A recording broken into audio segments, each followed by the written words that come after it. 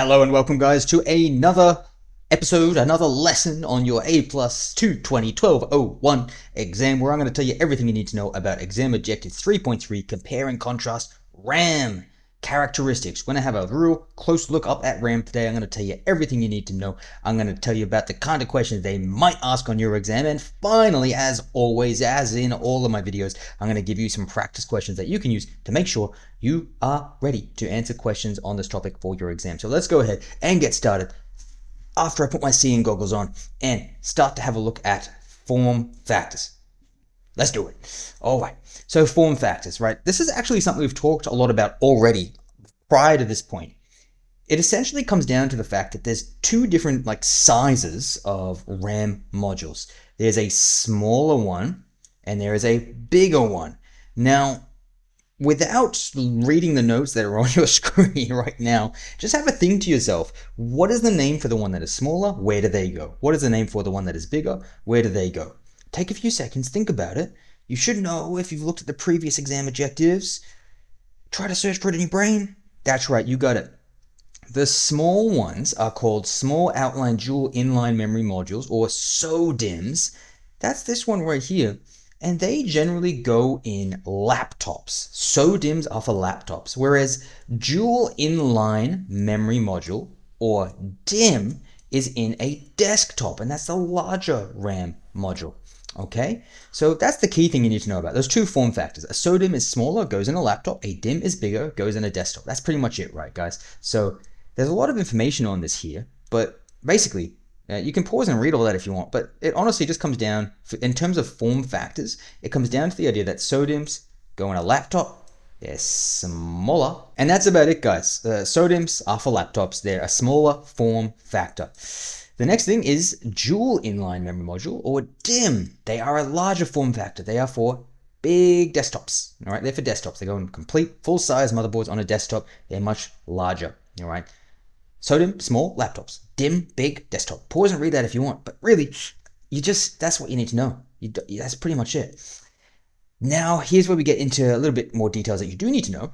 It's double data rate, or DDR iterations. This is essentially different versions of RAM, each of which is a little bit faster than the previous version of RAM, and of course, a little bit more expensive. So let's get to the key points that we need to know. But actually, before we do, also this is a really important thing that I almost forgot, right? As I said, each iteration is faster than the last, but also it is not backwards compatible. That's really crucial. You cannot use like DDR4 in a DDR3. You cannot do that. That is not something you can do.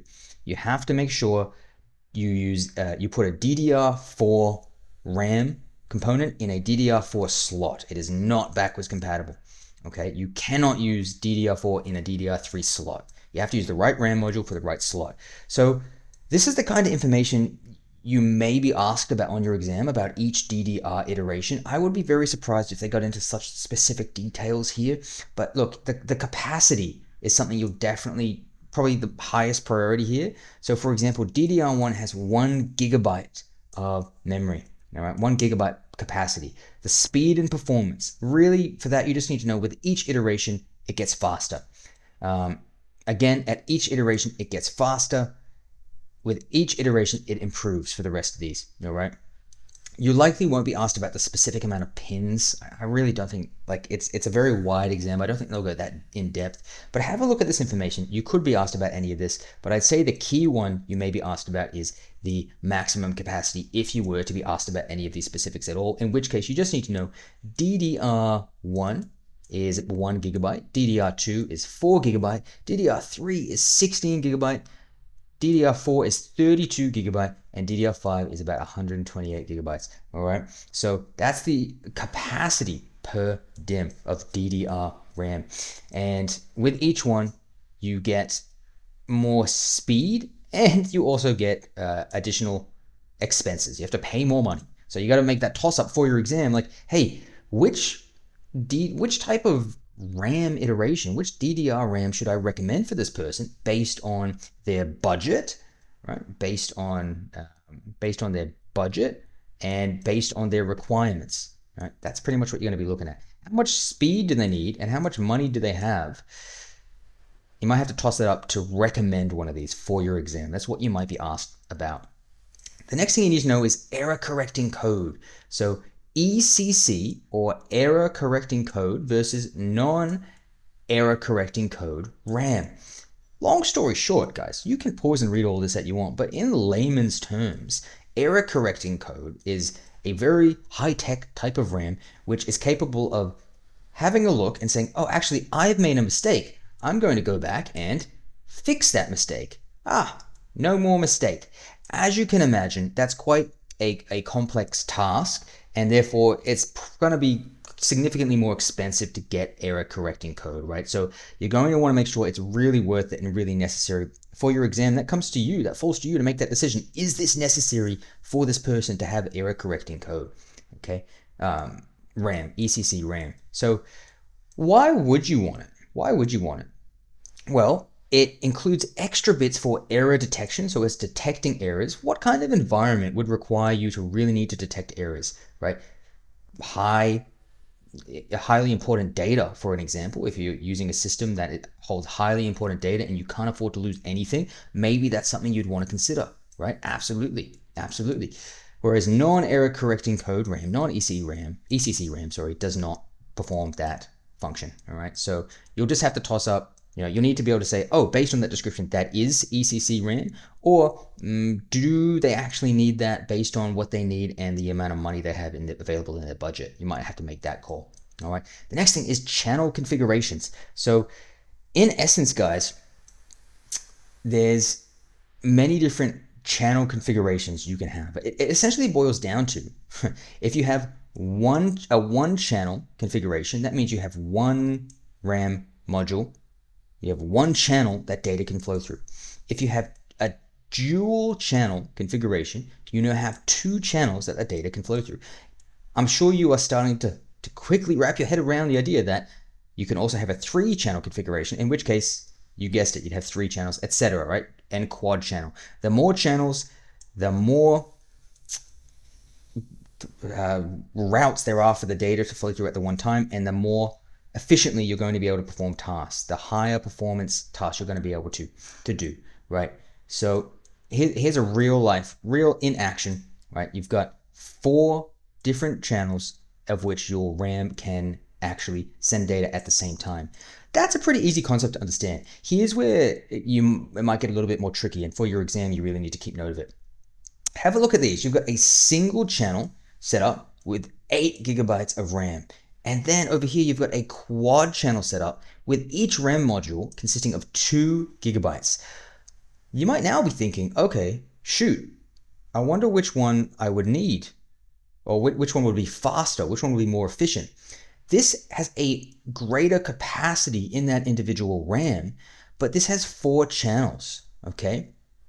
Now, because this has 4 channels, even though each individual RAM module is only has a capacity of 2 gigabytes, this is going to be the most efficient method, right? Because it has 4 channels that data can travel over at the same time. Whereas this it might be 8 gigabytes, but it can't send data as quickly because it's stuck to that one channel. All right, so despite both totaling 8 gigabytes, the quad channel configuration is faster as all 4 channels can easily be accessed simultaneously. That's the key concept to understand here. All right, that's the key concept. So guys, we're going to get to some questions now. There's not too many because it's a pretty simple, pretty short, pretty easy exam objective. After the last one, I'm sure that's a breath of fresh air. A breath of fresh air. This question reads, you're performing a memory upgrade on your desktop computer and remove a module from its slot. The module is approximately 5.2 inches long, featuring 2 rows of pins along both of its elongated sides, in total about 240 pins. Based on its physical characteristics and typical usage, which type of memory does this scenario describe? A, dim.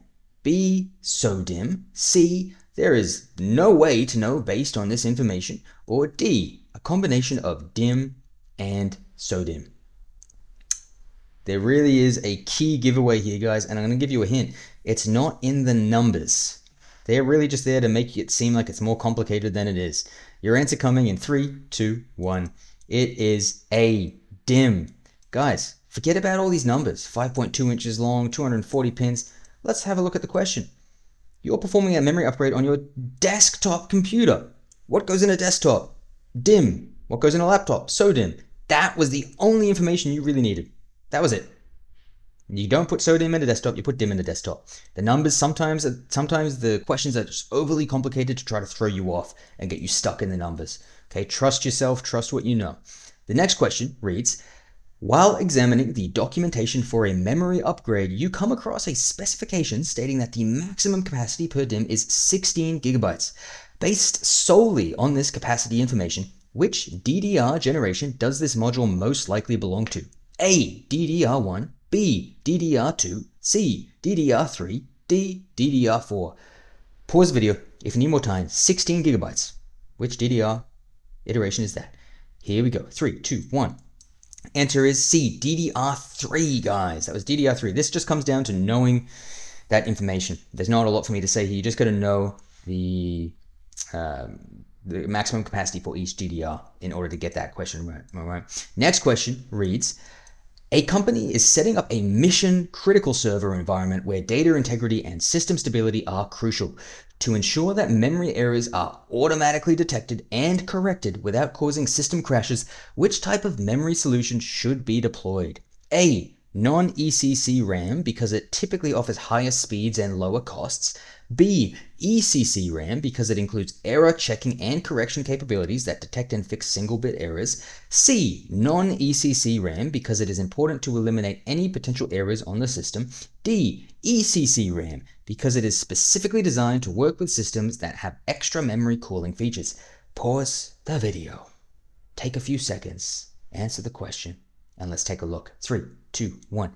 The answer was B, ECC RAM because it does include error checking and correction capabilities. Guys, that was just really wordy, trying to trip you up. You just had to choose the most correct answer. You might be thinking, hold on a second, I said D, and that's ECC RAM. It's like, yeah, you did, but the reason why was not as accurate as this one. This is the most accurate, most correct answer. ECC RAM checks and corrects those errors. The next question reads, which of the following is the most accurate explanation of the differences between various memory channel configurations in modern computer systems? I am not going to read this out, guys. Pause the video, have a read. Going to your answer in 3, 2, 1. Your answer is A. The primary difference lies in how many memory modules the memory controller can access simultaneously at the same time. Guys, we pretty much went through this. The more channels, the more data can be accessed at the same time, the more efficient that system is going to be able to run. All right, that's pretty much what it comes down to. Now, guys, if you have enjoyed this and you want to see how ready you are for the real thing, you can have a look at my free practice exam. The link to that is in my description and in the pinned comment below. With that, you get 3 performance-based questions, 90 multiple choice questions, and you can really see how ready you are for the real thing. Now, if you want to get a resource that is absolutely going to prepare you for the exam in entirety in a really organized manner, go ahead and click the link also in my description and in my pinned comment to get my learning guide. It has my learning guide. It has 3 full-length practice exams with performance-based questions. It has interactive troubleshooting performance-based simulations where you can actually click on the buttons and a spreadsheet to track your progress as well. This guy says it helped me pass my test today, so it's going to help you too. All right, if it helped him, it helped a bunch of people, it's going to help you. In my learning guide, I break everything down by exam objective, and also even further by dot point, and even further by dot point within a dot point within a dot point.